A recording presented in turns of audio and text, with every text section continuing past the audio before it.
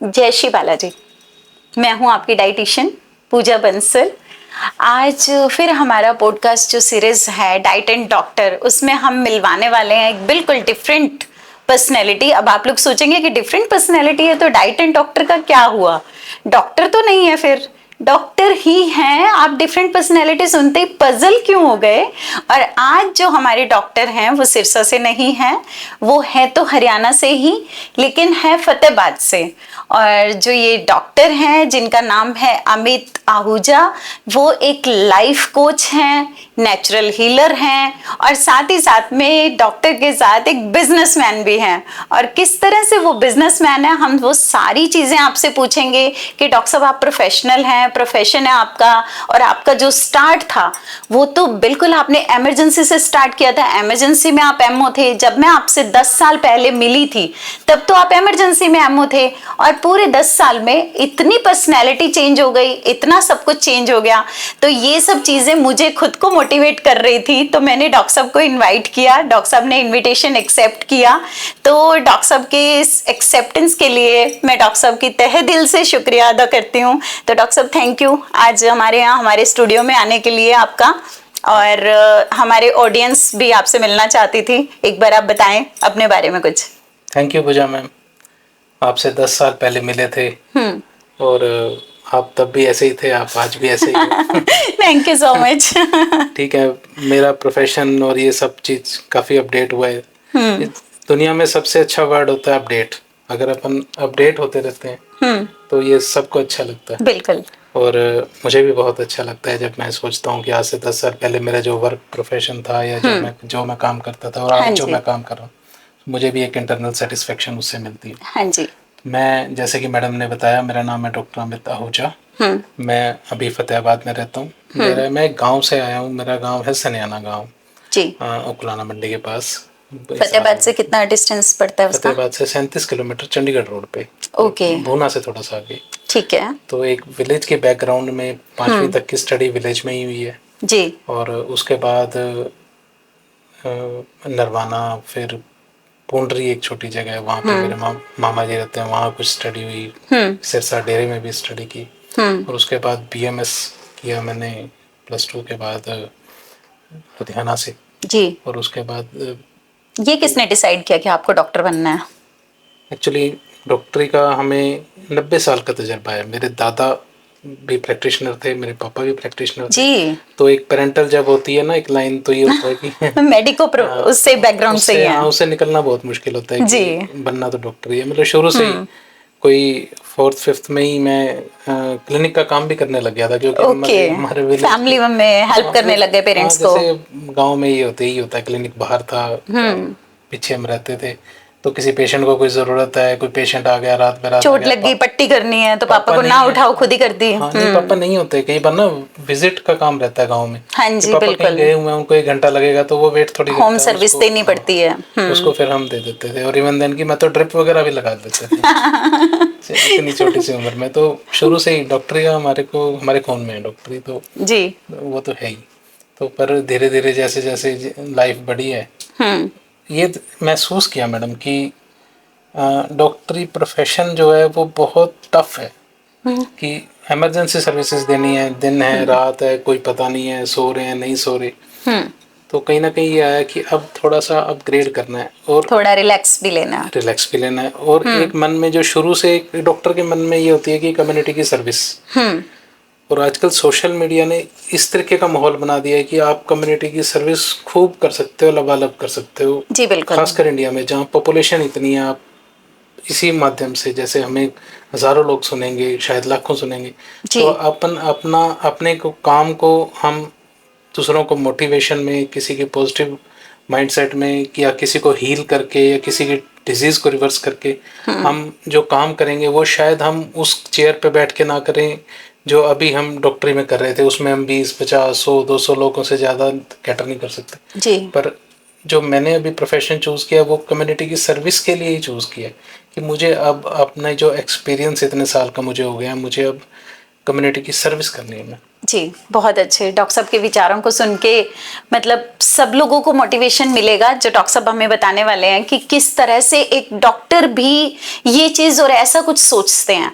तो डॉक्टर साहब, जैसा कि आप सद्भावना हॉस्पिटल के साथ एसोसिएटेड हैं, मैं आपसे काफ़ी सालों से जब से जानती हूँ, उनके साथ भी आप एसोसिएटेड हैं, और अभी आप एज ए CEO वर्क कर रहे हैं उम्मीद हॉस्पिटल में, वो भी फतेहाबाद में ही है। तो उम्मीद भी एक बहुत अच्छा मल्टी स्पेशलिटी हॉस्पिटल है, जहाँ मेरे काफी नॉन भी, इवन मैं खुद, मेरा बैकग्राउंड फतेहाबाद से ही है, तो मैं खुद उन हॉस्पिटल्स को बहुत अच्छे से करीब से सबको जानती हूँ। तो मतलब अभी आप वहाँ काम कर रहे हैं, और साथ में जैसे आप जो पेपर वर्क उनका कंप्लीट कराते हैं, वो हमारे फतेहाबाद के सारे हॉस्पिटल्स या सारे डॉक्टर्स आपकी बड़ी तारीफ करते हैं कि डॉक्टर अमित को बोलते हैं तो काम है ना टेंशन फ्री हो जाता है। तो ये पेपर वर्क, फाइल वर्क कैसे, मतलब कैसे टेंशन फ्री हो जाता है, क्या करते हो आप? हाँ, मैंने जैसे कि बताया कि मैं जैसे इमरजेंसी मेडिकल ऑफिसर से मैंने अपने आप को जो अपग्रेड किया वो मैंने मैनेजमेंट लाइन पे किया। मैंने इवन देन की मैं PG diploma in health care management भी हूँ। फिर मैंने कॉरेस्पॉन्डेंस से MBA भी किया। अपने आप को अपग्रेड करने की या पढ़ने की एक ललक है शुरू से जी। तो उसमें मैंने अपने आप को as a hospital administrator grow किया है, जो कि आज मेरी, जैसे आपने बताया, CEO, मेरी डेजिग्नेशन भी यही है, चीफ एग्जीक्यूटिव ऑफिसर। तो मेरा जो फोकस है वो थोड़ा सा क्लिनिकल से थोड़ा कम हुआ है और एडमिनिस्ट्रेशन साइड में हुआ है कि बहुत सारे छोटे हॉस्पिटल्स हैं जिनको चैलेंजेस हैं मैम। गवर्नमेंट कहती है कि कोई पैनल लेना है तो आप NABH कराएं, हॉस्पिटल को ये लगता है कि NABH कैसे हो पाएगा, ना उनके पास इतने रिसोर्सेज हैं, ना मैन पावर है।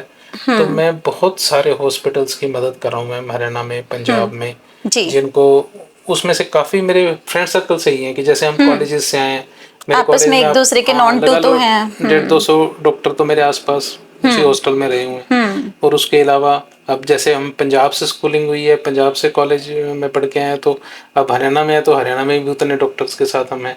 तो वो वही डॉक्टर्स आगे से आगे रेफरेंस से मुझे अपना काम देते हैं। मैं उनके हॉस्पिटल में जो भी हॉस्पिटल की ग्रोथ में ज़रूरी है, जो उनको प्रॉब्लम आ रही है, जैसे कोई NABH कराने में उनको क्वालिटी वाला बंदा नहीं मिल रहा या कुछ भी नहीं मिल रहा, कहीं भी उनको मेरी ज़रूरत होती है तो मैं वहाँ जाता हूँ। और मुझे इतना है कि हर चीज़ की फाइलिंग का मैंने क्योंकि अपने हाथ से, अब वो आपको टिप्स पे है। हाँ, अब मैंने अपने हाथ से किया मैम। सद्भावना हॉस्पिटल की मैंने छोटी छोटी सी सैगल हॉस्पिटल, सद्भावना हॉस्पिटल, इसमें मैंने अपने हाथ से काम किया, तो मुझे काम की बारीकियों का पता है। और थोड़ा सा ये है कि मुझे मार्केट का भी पता है कि कुछ एक लोग ऐसे होते हैं हमारे प्रोफेशन में इस मामले में जो फ्रॉड है। जी, कहना नहीं चाहिए वर्ड, मुझे गलत वर्ड बोलने में भी थोड़ा कंट्रोवर्सी हो जाती है। हाँ, बाकी मतलब समझ रहे हैं, वो उतने कैपेबल नहीं है जितना वो कैपेबल करने होने की वो करते हैं, कमिटमेंट करते हैं डॉक्टर से।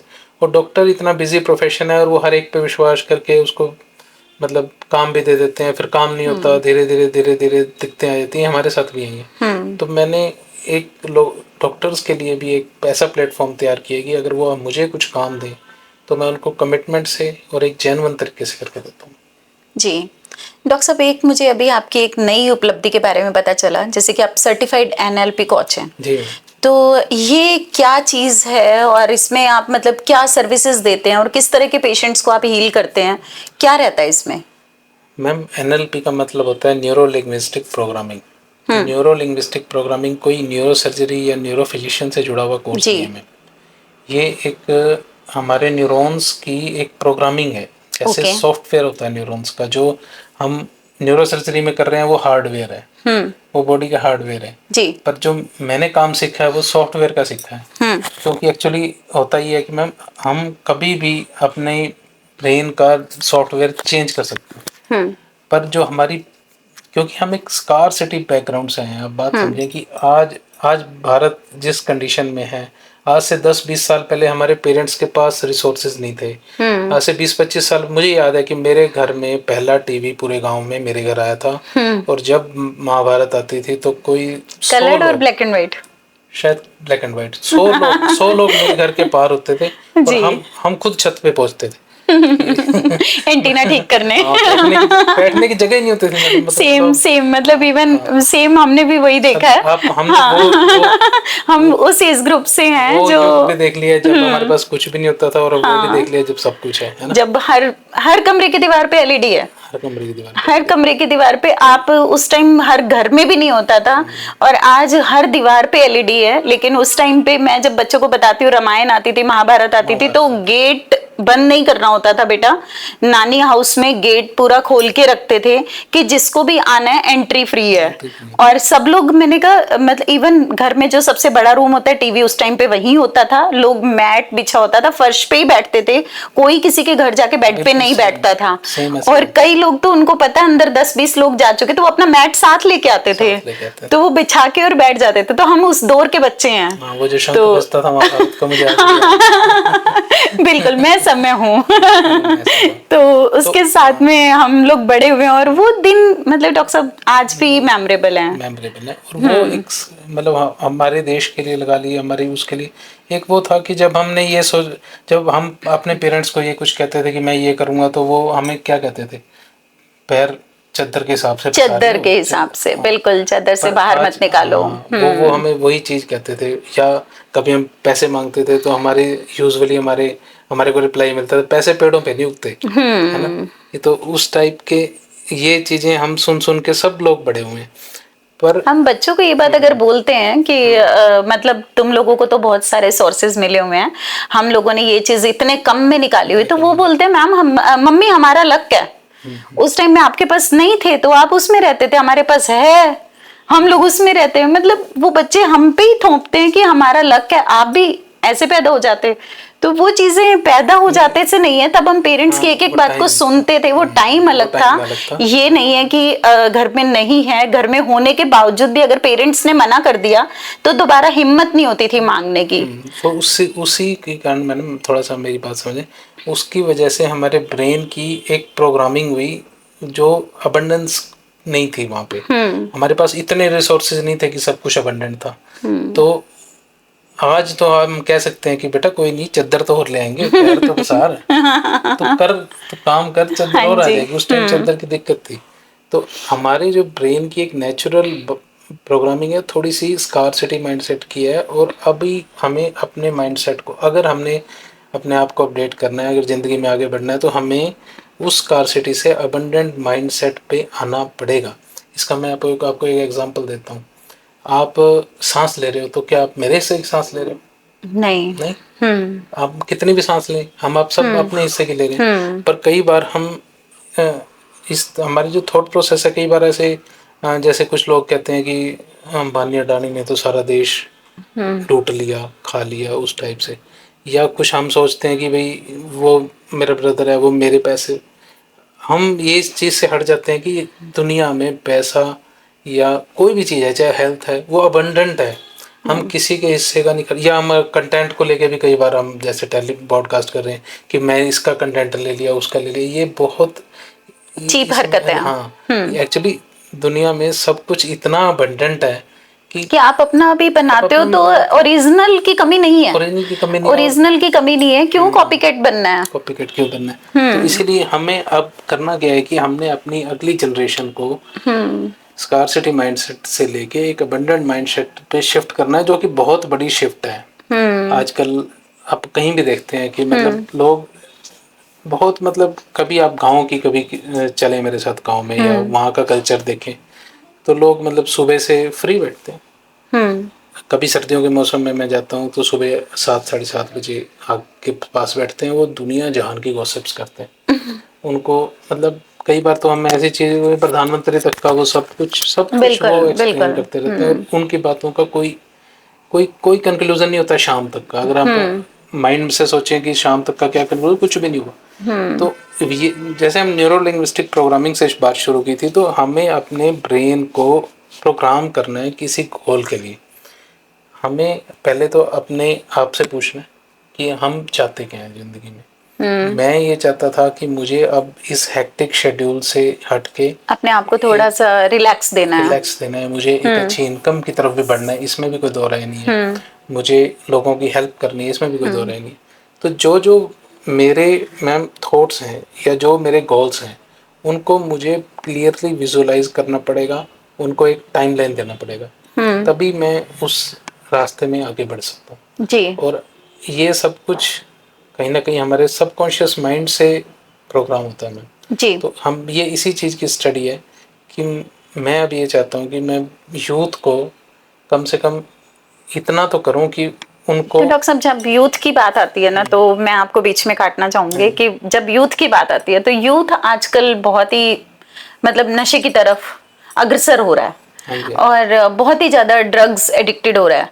तो क्या ये आपका जो प्रोग्राम है जिसमें आप आजकल वर्क कर रहे हैं, नेचुरल हीलिंग है, या जो एक बहुत ही मुश्किल सा वर्ड यूज करते हैं होप होप होप करके कुछ ऐसा, तो वो सब क्या है? क्या उसमें हमारा यूथ मतलब उसमें ड्रग एडिक्शन से बाहर लाने के लिए आप क्या उसमें हेल्प कर सकते हैं कुछ? जो मेरा ये कंसेप्ट मैं आपको बता रहा था जिसमें लॉ ऑफ अट्रैक्शन को और सबकॉन्शियस माइंड की प्रोग्रामिंग की बात, जी इसके तो इतने मतलब इसका इतना वाइड एरिया है कि डिजीज़ रिवर्सल और नशा छुड़वाना, ये तो इसके लिए बिल्कुल छोटे इसके निश हैं। मतलब ओके।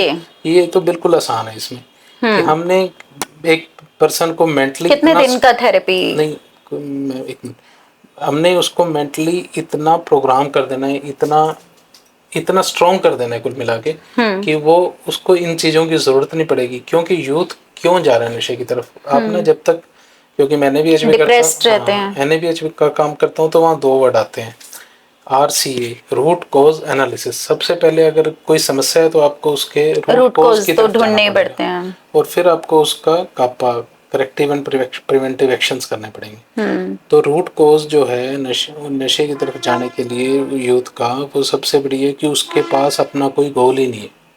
अगर हम उसको इस वे में चैनल करें उसके दिमाग को कि तेरा एक गोल है, तुझे कुछ बनना है, तो जिंदगी में नशे करने तो नहीं आया, भगवान ने तुझे इसलिए तो नहीं भेजा यहाँ कि तू जा और नशे कर, नहीं भेजा, ना तेरे पेरेंट्स ये चाह रहे हैं ना ये कुछ और।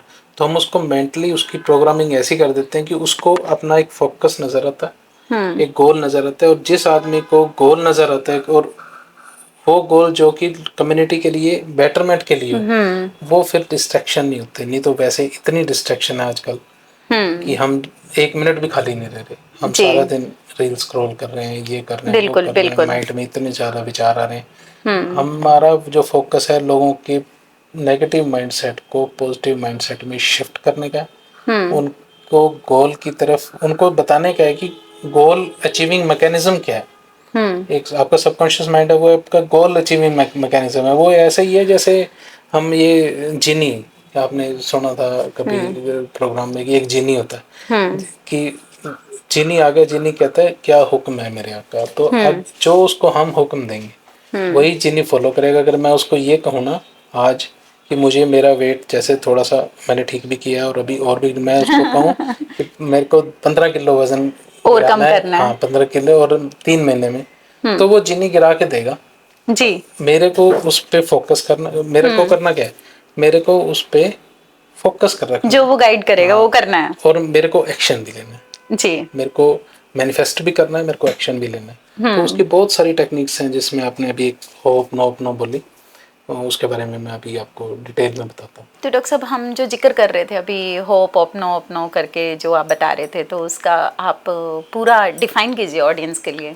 हाँ मैम, जैसे मैं कि NLP आपको एक्सप्लेन कर रहा था, तो इसमें बहुत सारे टूल्स होते हैं मैम। जैसे हम कोई भी काम करते हैं उसके टूल्स होते हैं। होप नो एक टूल है हमारे पास कि हम जिससे एक पेशेंट की, या अगर उसको कोई और भी चैलेंज है लाइफ में, रिलेशनशिप को लेके, मनी को लेके, कुछ भी है, तो हम उसकी हीलिंग कर सकते हैं। मेंटल हेल्थ की हीलिंग, उसमें एक ये हुलियन टेक्निक है मैम, जिसमें 4 वर्ड्स आते हैं। I am sorry, please forgive me, thank you, I love you. ये 4 वर्ड हम पेशेंट को बोलते हैं कि वो 108 बार सुबह, क्योंकि हम हिंदू हैं तो हमें 108 अच्छा लगता है, 108 बार सुबह, 108 बार शाम को अपने डिजीज़ को लेके। क्योंकि कोई भी डिजीज़ है ना मैम, अपने आप नहीं होती, ये बात पक्का है। कोई भी इस दुनिया में कोई भी चीज़ अपने आप खुद से कुछ नहीं होता जब तक कोई उसके लिए इनवाइट ना करे। और हम जाने या अनजाने में, ऐसा नहीं है कि हमने जान के उसको उस सिचुएशन को इनवाइट किया, या तो हमने खान पीन में कुछ अपनी बॉडी को ऐसा वो किया। तो क्या इसमें भी डाइट का रोल रहता है? बिल्कुल 100% मैम, डाइट के लिए अपन भी आपको मैं लाइफस्टाइल मॉडिफिकेशंस के बारे में, डाइट का भी आओ तो बताता हूँ। होपनोपनो एक ऐसी टेक्निक है जिसमें हम पेशेंट्स को सिर्फ यही वर्ड्स, आप फीलिंग को समझो कि हमने किसी सिचुएशन को, किसी स्कारसिटी को, अगर पैसा भी नहीं है तो उसको भी, अगर मेरे ब्रदर के साथ, मेरे दोस्त के साथ, मेरी किसी भी वाइफ के साथ मेरे रिलेशंस भी नहीं अच्छे चल रहे उसको भी, तो हमने सबको अट्रैक्ट किया। इसको न्यूट्रलाइज करने के लिए, इसको हील करने के लिए 4 वर्ड्स बने हैं। मैं अपने मन में अपनी उस सिचुएशन को ध्यान करके अगर अपनी फीलिंग से बोलूँगा आई एम सॉरी, और इसमें मैं किसी से माफ़ी नहीं मांग रहा, इसमें मैं क्या कह रहा हूँ, मैं अपनी बॉडी से ही माफ़ी मांग रहा हूँ कि मैंने अपनी बॉडी को तंग किया, या अगर कोई नेगेटिव वाइब्रेशंस, मेरे नेगेटिव इमोशंस भी मैंने लिए, किसी के साथ लड़ाई हुई, उससे मैंने अपने मन को भी परेशान किया। I am sorry, please forgive me, thank you, I love you. अगर हम इस टेक्निक को, सिर्फ इस टेक्निक को भी अपना लेना NLP, तो आप इसके मिराकुलस रिजल्ट देख सकते हैं। कितने दिन तक? मैं कहता हूँ आपको 3 दिन में रिजल्ट आ जाएगा। आप अगर आप तो विदाउट एनी मेडिकेशन? ज़रूरत ही नहीं है मेडिकेशन की मैम, कोई ज़रूरत नहीं है मेडिकेशन की। आप सिर्फ आई एम सॉरी, अगर आपकी डायबिटीज़ नहीं कंट्रोल हो रही तो कुछ ना कुछ तो आपने ऐसा किया है जो आपको डायबिटीज़ हुई है। I am sorry, please forgive me, thank you, I love you. आपने अपनी बॉडी के लिए बोलना है, और अगर आप अपनी बॉडी के लिए भी मैम ये बोल पाए तो आपको डिजीज़ रिवर्सल में हेल्प होगी। एक्चुअली हमारी डिजीज़ हमारे माइंडसेट का ही परिणाम है। हमारे मन से ही कुछ ऐसी चीज़ें हो जाती हैं। जैसे मैं आपको छोटा सा एक एग्जांपल देता हूँ। अगर मेरे पास पैर में कोई फ्रैक्चर हो गया अगर, तो मेरे पास सारा दिन मिलने वाले लोग आएंगे? बिल्कुल आएंगे। मैं उनको, वो हर आदमी यही पूछेगा कि आपको क्या हुआ? हाँ जी। मैं उनको वही स्टोरी सुनाऊंगा जो मेरे साथ हुआ था। उससे यहाँ लॉ ऑफ अट्रैक्शन वर्क करता है मैम, कि अगर आप किसी चीज़ को बहुत ज़्यादा सोच रहे हैं, वही रिपीट कर रहे हैं, तो वही चीज़ें हमारे साथ होती रहेंगी। ओके। तो वो हम उस जंजाल से निकल ही नहीं सकते। हमें उस सिचुएशन को, उन चीज़ों को भूलना पड़ेगा। अगर हम यही सोच के आएंगे कि रास्ते में जाम मिलेगा, तो मैडम रास्ते में जाम 100% मिलेगा। अगर हम सारा दिन, और एक पेशेंट की सिचुएशन क्या हो जाती है कि जब उसके साथ कुछ, क्योंकि वो पेशेंट है, पेशेंट मतलब पेशेंट, उसके साथ अगर कुछ गलत हुआ या उसके साथ उसको कोई डिजीज़ हुई, तो उसको ये बताने में एक आनंद की प्राप्ति सी होने लग जाती है। उससे यूनिवर्स को क्या मैसेज जाता है कि शायद ये कंफर्टेबल है सिचुएशन के साथ, वो हमें हीलिंग नहीं होने देता। मुझे तो, मतलब आपकी इस बात पे, मतलब मैं रोक नहीं पाई अपने आप को। मैं एक बहुत ही प्यारा सा किस्सा ऑडियंस को बताना चाहूँगी कि मेरे साथ भी ये सेम चीज़, मतलब जो आपने बोला है कि आप जैसा सोचते हो वैसा हो जाता है। जब मेरी शादी हुई, मतलब मैं बहुत यंग एज में थी। इवन मेरे मम्मा जब मुझसे पूछते थे कि बेटा हस्बैंड का काम कैसा है, मतलब वो रियल स्टेट में ही डील करते थे तब भी और आज भी, तो मुझे कई बार समझ नहीं आता था कि मुझे उनको क्या कहना है। कई बार तो होता था कि काम अच्छा है, कई बार काम जब अच्छा नहीं होता था तो मैं बोलती थी मम्मा काम नहीं है उनके पास, हम लोग स्ट्रगल कर रहे हैं। तो मेरी मदर ने मुझे एक लाइन बोली कि बेटा आपके पास काम हो या ना हो, आपने जब भी कोई पूछे आपने ये बोलना है कि हमारे पास काम बहुत है, हमसे संभाला नहीं जा रहा, हमारे पास काम बहुत है। आप अपनी सोच को पॉजिटिव कर लो, आपके पास काम ही काम हो जाएगा। आज वो तो दुनिया में नहीं है, और उनके ये शब्द मुझे आज भी कानों में गूंजते, और मैं मेरे बच्चों को हमेशा ये बात बोलती हूँ कि मम्मा मतलब जो बोलते थे वो बिल्कुल सही बोलते थे, कि वो जो चीज़ उन्होंने बोली कि आप ये बोलते रहो मेरे पास है, मेरे पास सब कुछ है, मेरे पास काम बहुत है, तो आज वो सच में उससे संभलता नहीं है। सॉरी, मैं ऑडियंस को ये कहना चाहूँगी कि मैं थोड़ा सा इमोशनल होगी।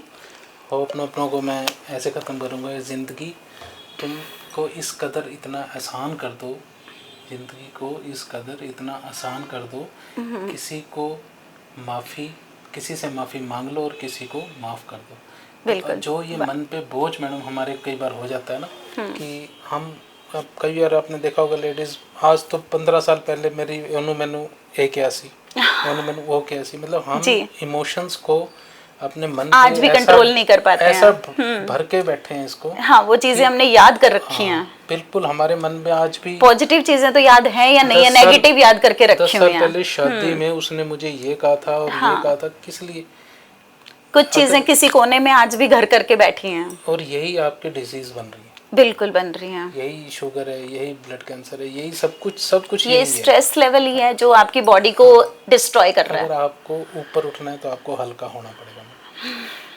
अगर आपको अपने आप को ऊपर उठाना है तो आपको हल्का होना पड़ेगा। इस चलिए डॉक्टर साहब, emotions माहौल को थोड़ा सा हम लोगों ने गमगीन कर दिया है, इसको थोड़ा सा रिलैक्स करते हैं। हमारी ऑडियंस आपकी फैमिली के बारे में जानना चाहेगी। आपके परिवार में कौन कौन है, और प्यारे से बच्चों के बारे में भी बताएं। मेरे परिवार में तो मेरी वाइफ है, 2 बच्चे हैं। एक मेरा बड़ा बेटा 9th में है, मैनन है उसका नाम। छोटा बेटा प्यारा बेटा है, अभी 2nd में है। और वाइफ गवर्नमेंट जॉब में नर्सिंग ऑफिसर है। ओके। तो हमारी पेरेंट्स आपके? मेरे पेरेंट्स, मेरे फादर ने भी नहीं है इस दुनिया में, और मदर ब्रदर के पास रहते हैं। वैसे रिटायर्ड टीचर हैं। ओके। तो मम्मा की ब्लेसिंग्स हैं। मैं नोट करता हूँ कि जब मम्मा मेरे पास आते हैं रहने, तो 2-3 महीने में मेरे बहुत चीजें चेंज हो जाती हैं। हाँ बिल्कुल। चंद्रमा मेरा सेम मतलब उचका हो जाता है। सेम डॉक्टर साहब, हम भी फील करते हैं। मतलब अगर 4 दिन कहीं चले जाएं मम्मा, तो हमें ये लगता है कि वो क्यों गए हैं, क्योंकि हम दोनों की एक ही माँ है। मैंने तो अपनी मदर को 18 साल 19 साल पहले ही खो दिया, तो हम दोनों की एक ही मदर है, मेरे हस्बैंड की और मेरी। तो मुझे इनकी शिकायत करनी होती है तो मैं उस टाइम उनको मम्मी बोलती हूँ, और जब उनको शिकायत करनी होती है तो वो उनकी मम्मी होती हैं। हाँ जी, बहुत बढ़िया। अगर हम पेरेंट्स के लिए भी एक अच्छा भाव रखें, आजकल सोसाइटी में अच्छा नहीं हो रहा कि पेरेंट्स की जैसे कदर नहीं हो रही है, कुछ भी है, तो हम पेरेंट्स की हमें कदर करनी चाहिए। 2-3 चीज़ें हैं मैडम। मैंने अपने आप को पिछले 5 साल में बहुत ग्रो किया। उस ग्रोथ में मैंने 2-3 चीज़ें सीखी। मैं सुबह का मेरा एक रूटीन है, मैं सुबह साइकिल पे जाता हूँ, गाय को चारा डालता हूँ, थोड़े से बिस्कुट लेता हूँ, डॉग्स को डाल देता हूँ, थोड़ा सा कुछ मीठा और कुछ चावल वगैरह लेके बर्ड्स को और उनको डाल देता हूँ। मेरे को इस काम में 20 मिनट लगते हैं, और खुद को सुकून मिलता है 24 घंटे के लिए। जितने का एक बर्गर 2 बर्गर हाँ बस जी, उतना ही है। हाँ जी। पर इससे मेरी ग्रोथ इतनी हुई है मदर की सेवा करके कि मतलब भगवान आपको पता नहीं क्या ही दे देता है। जी डॉक्टर साहब, एक आप मेरे जब कैबिन में बैठे थे तो एक वर्ड आपने यूज़ किया था, इंटीग्रेशन टू हेल्थ। वो आपने किस चीज़ को सोच के और किस रिगार्डिंग? इंटीग्रेशन का मैम ऐसा है कि इंटीग्रेशन करने की ज़रूरत है। जैसे मैंने अभी आपको कुछ बातें पॉजिटिव माइंडसेट से लेके कही हैं। आजकल कैसा है कि कुछ स्ट्रीम्स अलग अलग डिवाइड हो गई हैं। पहले तो ऐसा नहीं था कि एक एलोपैथी है जो कि कुछ केमिकल्स की दवाइयाँ हैं जो हम खा रहे हैं और हम ठीक होना चाह रहे हैं, हो नहीं रही हैं, क्योंकि कोई भी बीपी का मरीज़ है, शुगर का मरीज़ है, वो दवाइयों पे डिपेंड हो रहा है, और धीरे धीरे दवाइयाँ भी बढ़ती जा रही हैं। आजकल आप देखिए जितने डॉक्टर्स बढ़ रहे हैं, जितने हॉस्पिटल्स बढ़ रहे हैं, उतनी ही उसी लेवल पे बीमारियाँ बढ़ रही हैं। तो इसमें कहीं ना कुछ तो गलत हमसे हो रहा है, जाने या अनजाने में कुछ ना कुछ ऐसी गलती हो रही है जिससे हम ठीक नहीं हो पा रहे। तो मेरा जो कंसेप्ट है, गवर्नमेंट भी इसको सपोर्ट करती है, कि जो मुझे ठीक लगता है कि इंटीग्रेशन कर देना चाहिए, कि जो डॉक्टर है वो एक नेचुरल हीलर भी होना चाहिए, वो लोगों का माइंडसेट पे भी वर्क करे जी। उसको आयुर्वेदा का इतना ज्ञान होना चाहिए कि वो कुछ आयुर्वेदिक दवाई भी प्रिस्क्राइब करेगी। उसको एलोपैथिक की भी, इमरजेंसी मेडिसिन भी आनी चाहिए। एक फैमिली डॉक्टर को इतना एक पता होना चाहिए क्यों वो मतलब बट गए हैं, हम लोग बट गए हैं, जो क्योंकि पहले हमारा टोटल आयुर्वेदिक ट्रीटमेंट हुआ करता था। उसके बाद हमने एलोपैथी को इतना अपना लिया कि उसको यही समझ लिया कि एलोपैथी के डॉक्टर ही बस डॉक्टर हैं, बाकी डॉक्टर नहीं हैं। तो एलोपैथी में पर वो इतनी मतलब इस तरीके की ब्रांच है कि उसमें क्योर्स नहीं है, उसमें बीमारी को कंट्रोल तो किया जा सकता है। चाहे आप बीपी की बात करें, शुगर की बात करें, थायराइड की बात करें, परमानेंट रिवर्सल नहीं है। अब ज़रूरत है कि हमें रिवर्स की तरफ आना है। रिवर्स तभी हो पाएगा जब हम पेशेंट के माइंडसेट पे वर्क करेंगे, नेचुरल हीलिंग करेंगे, पेशेंट को हम जहाँ भी उसको बेनिफिट होगा। कुछ ऐसी दवाइयाँ हैं जिसके होम्योपैथी में बहुत अच्छे रिजल्ट हैं जी। तो डॉक्टर साहब, जाते जाते आपसे एक चीज़ और पूछना चाहेंगे, आपका कोई मेमोरेबल ऐसा कोई किस्सा जो आपके साथ सहगल हॉस्पिटल, सद्भावना हॉस्पिटल या फिर उम्मीद हॉस्पिटल, कहीं भी एक ऐसा मेमोरेबल किस्सा जिसे आप कभी भी नहीं भुला पाए, अच्छे वाला? मैडम, इतना लंबा क्लिनिकल एक्सपीरियंस है 15 साल का, उसमें थाउजेंड्स ऑफ पर्सन ऐसे पेशेंट्स हुए हैं जिनके कई किस्से हैं। किसी एक को उठाना मुझे अब ठीक नहीं लग रहा, और इस बात को मैं अब जाते जाते ऐसे समराइज़ करूँगा कि हमें ज़िंदगी में बहुत सारे ऐसे मौके आते हैं जब हमें डिसीज़न लेने पड़ते हैं। जितने भी पेशेंट हैं या जितने भी डॉक्टर लोग हैं इलाज कर रहे हैं, हर बंदा अपनी बेहतरी से इलाज कर रहा है, हम किसी को क्रिटिसाइज़ नहीं करते। जो डेस्टिनी है वो परमात्मा की है, उसको हम यूनिवर्स कह लें या कुछ भी कह लें।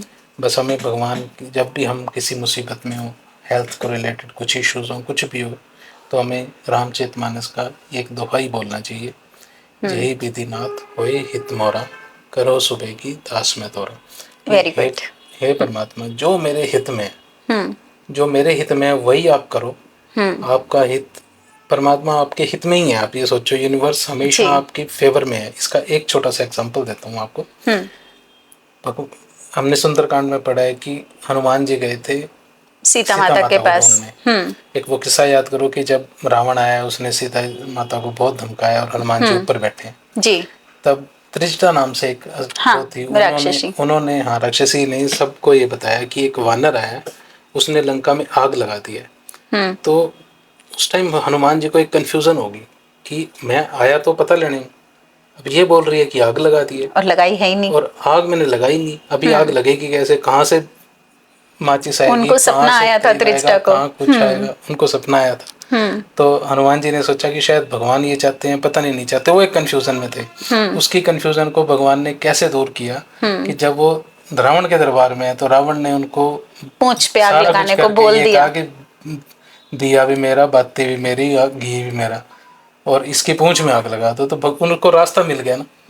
तो ये रास्ता भगवान ने ही दिया। रावण ने तो एक पनिशमेंट देनी चाहिए, उनको लगा कि वानर को अपनी पूंछ सबसे प्यारी होती है, अगर पूंछ जला देंगे तो वानर अपने आप को हीन समझेगा, इंफीरियर समझेगा, लेकिन रावण को पता नहीं था वो कितनी बड़ी मिस्टेक करने जा रहा है। सबके ऊपर तो भगवान राम ही थे ना। जी बिल्कुल, उन्होंने रावण होनी तो टाल ही नहीं सकते, उन्होंने रावण के मन में ये विचार डाला कि ऐसे आग कैसे लगेगी, अदरवाइज तो ये होना ही नहीं था, नहीं तो ये होता ही ना, तो आग लगने का साधन तो यही बनना। तो होना वही है जो परमात्मा ने चाहा है। हम सब एक निमित्त मात्र हैं, सारी सृष्टि उसने रच रखी है, हमें बस जितनी हमारी बुद्धि हो उतना काम करना चाहिए और बाकी सब परमात्मा पे समर्पण कर देना चाहिए, सबका भला होगा। डॉक्टर साहब, जो आपके साथ आज हमने बातें की वो बहुत सारे टॉपिक जो है अधूरे रह गए, मतलब मुझे ये लग रहा है कि ये बहुत सारी चीज़ें जो हैं वो बहुत डिटेल में समझाने वाली है ऑडियंस को, बहुत ही डिटेल में। तो आज पॉडकास्ट को और ज़्यादा लंबा ना करते हुए मुझे लग रहा है कि डॉक्टर साहब को हमें बार बार बुलाना पड़ेगा और हमारे जो सीरीज़ हैं, हमारे जो टॉपिक्स हैं, तो डॉक्टर साहब क्या ऐसा पॉसिबल है आप हमें टॉपिक वाइज एक एक बात समझा दें यहाँ आके? ये आपके लिए थोड़ा सा टफ तो होगा कि आपको बार बार फतेहाबाद से हम बुलाएंगे।